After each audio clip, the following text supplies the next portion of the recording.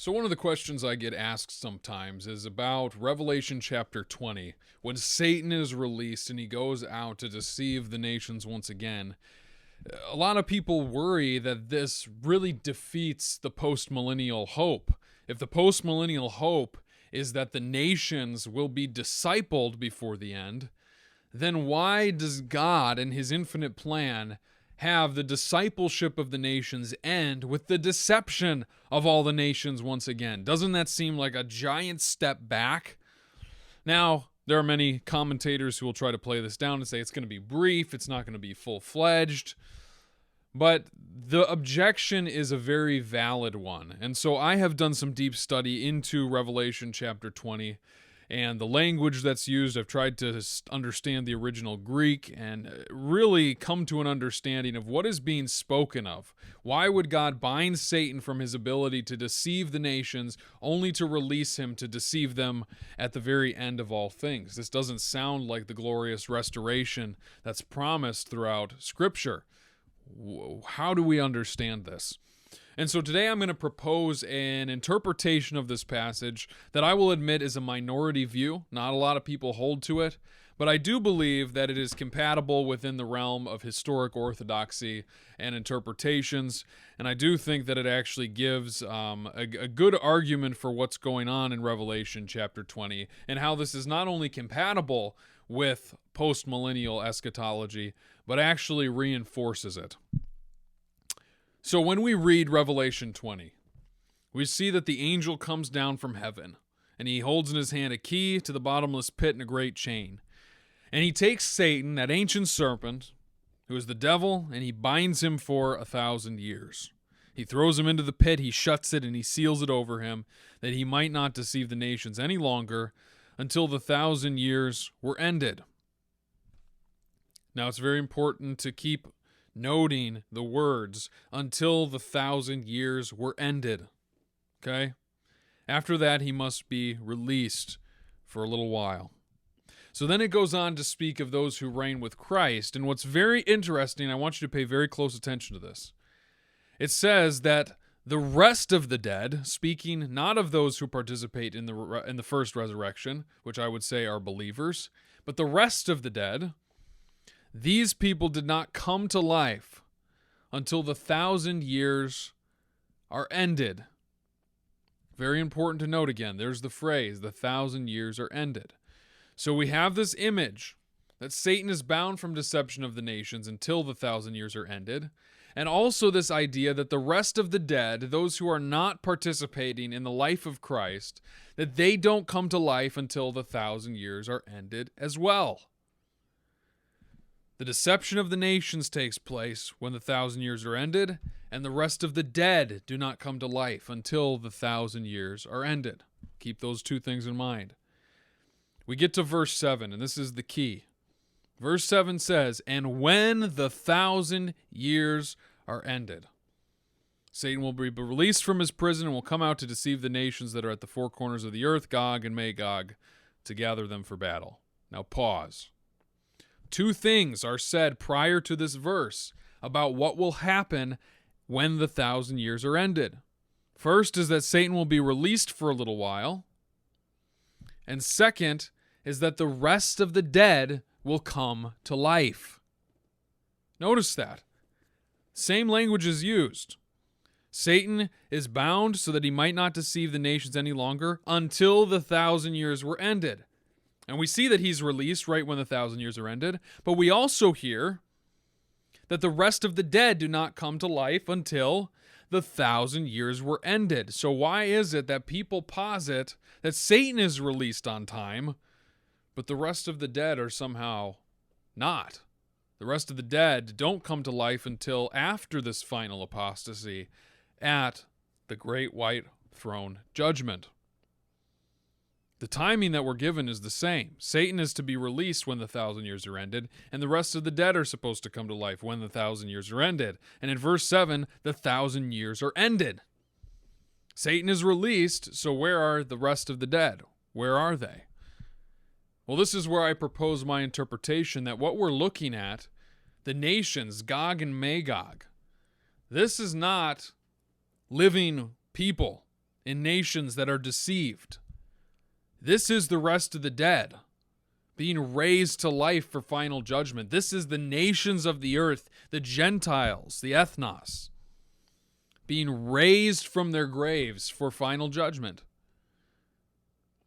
And they're led to believe through the power of Satan that they are being raised to life, raised to rule, raised to wipe out God's people. But they are being raised unto their own judgment and condemnation. Now, some people might say, well, Jonah, that's a bit far-fetched. But I want to look at the language that's used. When the 1,000 years are ended, which we were told means that Satan is released and that the rest of the dead come to life. Satan is released from his prison and will come out to deceive the nations. Not just any nations, though, the nations that are at the four corners of the earth, or of the land, Gog and Magog. Now, recall in Ezekiel that Gog and Magog are slaughtered. They're slaughtered and they're buried. They're buried under the ground all throughout the land of Israel. So John might be using this to draw a parallel between Gog and Magog in Ezekiel and Gog and Magog in Revelation in just a symbolic way. Or he might be pointing out that Gog and Magog, a symbol for the enemies of the people of God, who are dead and buried, are once again going to be unleashed.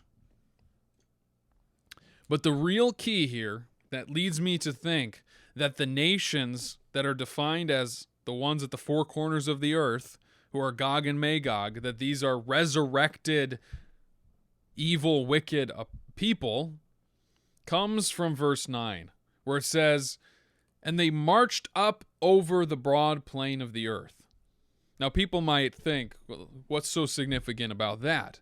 Well, the significance of that verse is that the word marched up over is the Greek word anabino. And anabino is the word used to describe an ascension or an ascent from the grave. Paul uses this in reference to Jesus Christ. When Jesus Christ ascended, does that not imply that he also descended in Ephesians? This is also used to describe the beast that comes up anabino from the abyss. John is told in Revelation chapter 4 to come up here, and the Greek word is anabino. When we hear about the smoke rising, the idea of rising smoke, the Greek word used, anabino. So when we get to verse 9, it says they marched up over the broad plain of the earth and surrounded the camp of the saints. It's really not an accurate way to translate that verse. A better way to say it, and I'll read from verse 7 just so that it kind of flows and you can see the significance of this. "And when the 1,000 years are ended, Satan will be released from his prison and will come out to deceive the nations that are at the four corners of the earth, Gog and Magog, to gather them for battle. Their number is like the sand of the sea. And they ascended upon the breadth of the land and surrounded the camp of the saints in the beloved city." So do you see the difference? Earlier in chapter 20, the readers are told that Satan will be bound for 1,000 years, and that after this 1,000 years is ended, he shall be released for a short while. Then they are told that the rest of the dead will be resurrected at the end of this 1,000 years. And so when they read in verse 7, when the 1,000 years are ended, they are looking for two things. They're looking for the release of Satan and the resurrection of the rest of the dead. And so anybody reading this would not have interpreted the nations Gog and Magog to be the physical nations of the world that are conquered through the gospel. They would have read this as Satan being released and then him gathering the wicked dead who rise or ascend upon the breadth of the land. And what happens to them? Fire comes down from heaven and consumes them. What is taking place there? These enemies of God who are raised from the dead for judgment are still seeking in their moments of life, the moments in their resurrected bodies, to put an end to God, to put an end to his rule and to his eternal reign. But they are not being resurrected to conquer the king. No, they are being resurrected unto judgment. And so I think when we read this passage, we need to be very, very critically aware of the fact that we are given two distinct things that must take place when the 1,000 years are ended. The first one is the release of Satan, and the second one is the resurrection of the rest of the dead. And so when we read that the 1,000 years are ended, and we omit any reference to the rest of the dead being raised, we're being dishonest with the text. The text says that has to happen. And you can't have Satan being released, but the rest of the dead not being raised. And so I think the most natural reading of this, especially when we understand the word anabino, which means ascended and is used to speak of an ascension, of rising, of coming up from somewhere, it makes sense that Gog and Magog, the wicked dead of Ezekiel who are buried in the land of Israel, ascend up onto the breadth of the land to surround the camp of the saints with fire coming down from heaven. Now, do I think that this is literal Gog and Magog surrounding Israel? No, this is now expanded in Revelation to include a global recognition. Gog and Magog are now a symbol not just for the enemies of Israel, but for the enemies of the people of God, which are everybody who is opposed to Jesus Christ. So this is the worldwide resurrection of the wicked. And the resurrection of the wicked coming to life to surround the camp of the saints, which are the holy people, the church of God. And what they will be met with is the final judgment, fire coming down to consume them. And the devil who deceived them all is thrown into the lake of fire, where the beast and false prophet were, and they will be tormented day and night forever and ever. Then John sees a great white throne, and now he sees the final judgment. He sees what takes place. He witnesses a more detailed account of this judgment. The dead, great and small, standing before the throne, being tossed into this lake of fire forever and ever.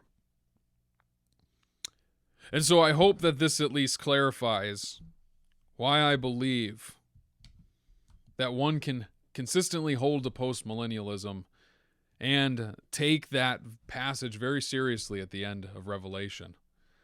This is not the deception of the world after Christ has conquered it. This is Gog and Magog. These are the enemies of the people of God, those who are dead, who are being resurrected when the 1,000 years are ended to judgment. And so I think it's very important to note that, to recognize that, and to keep a hopeful outlook on the way that this world is going. This isn't going to end with an apostasy. This is going to end with Christ subduing all enemies. The last enemy defeated is death. And where it looks like the enemies of the Lord rising from their graves for judgment are coming back with vengeance, ultimately their resurrection is a fulfillment of Christ defeating the last enemy, death. Some to life, some to condemnation. But brothers and sisters, an hour is coming where the dead in Christ will hear his voice and they will live. An hour is coming where the dead will hear the voice of Jesus Christ, and the wicked will be raised to punishment, and we will be raised to life. And when the 1,000 years are ended, we don't have to worry about the nations that Christ converted through his church going down the sink. When the 1,000 years are ended, the only thing that happens is the climactic victory of Jesus Christ over all enemies that stand in his way. Thanks for watching that video. If you like the work that I do, please consider becoming a patron for as little as $5 a month and signing up for my email newsletter. It's free. Both of those things can be found in the links below in the description. Thank you so much for watching.